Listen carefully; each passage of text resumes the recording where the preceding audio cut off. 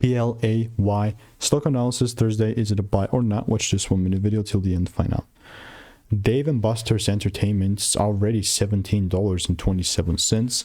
7.5% up. It's solid. Although from a higher time frame chart doesn't look that good. I mean, man, having made well over 39,000 videos, I've seen what's making me money and what's not. And with Play, I don't know if my drawings are here. Seems like they're not, which is solid. I mean, why not just overdo them yet again?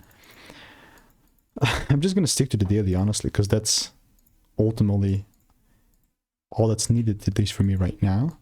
More likely than not, we're about to go keep taking things lower.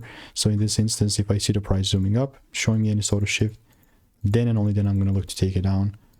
And rather than trying to guess where the price is going to go, I'm going to come out here and react of whatever the price is going to give me.